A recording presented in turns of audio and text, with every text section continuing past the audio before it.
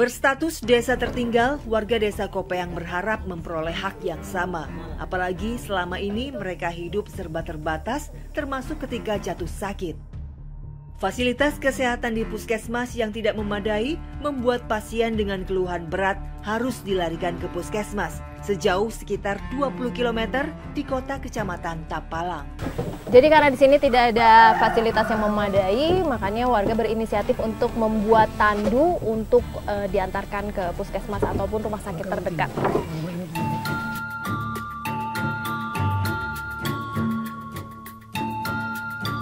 Jauh dari jalan utama, pasien terpaksa harus ditandu dengan melewati jalan yang sempit dan terjal.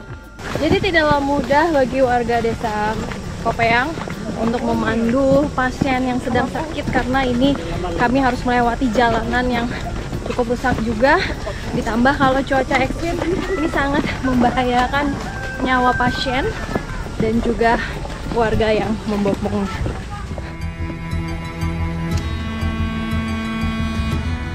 Warga bergotong royong bergantian menandu pasien.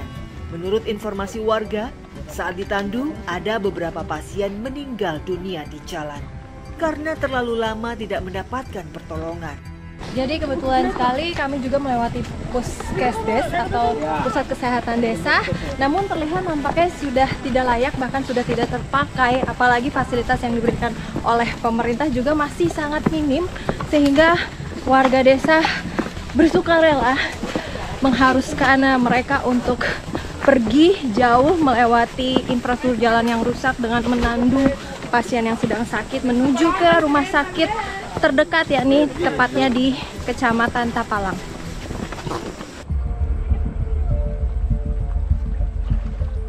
Selain infrastruktur jalan yang sulit, kami harus melewati Sungai Kopeyang selebar 20 meter. Saat musim penghujan, sungai ini bisa mencapai kedalaman 3 meter. Setelah melewati sungai, kami terus melanjutkan perjalanan. Namun tak butuh waktu lama, kami masih harus melewati Sungai Malunda yang mempunyai lebar kurang lebih 60 meter. Jadi kami harus melalui aliran air sungai dan ini udah dalam sekali, apalagi ini masih sisi sungainya. Belum lagi kami harus melalui jalur tengah, kemudian hingga sampai ke seberang sungai.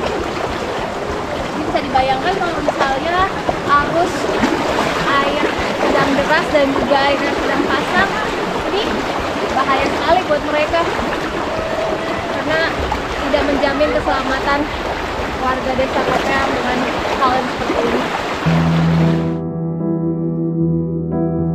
Tentu menyeberangi sungai sangat menantang bahaya. Bisa saja air dari hulu ke hilir tiba-tiba datang dan ini sangat membahayakan bagi pasien dan juga warga yang menandu ataupun warga yang mengiringinya. Namun warga tak punya pilihan lain. Akses ini merupakan jalan satu-satunya menuju puskesmas.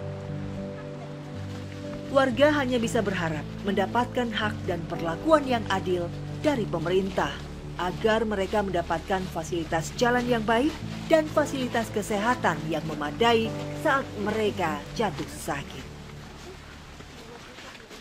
Kami dapat memahami betapa sulitnya ya, prasarana puskesmas, sekolah, karena medannya yang demikian berat.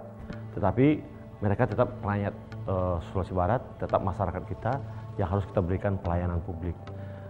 Jawaban terhadap permasalahan ini adalah kita akan berkolaborasi. Kita akan berbagi peran dengan kabupaten dan juga desa sesuai dengan kapasitas fiskal yang kita miliki.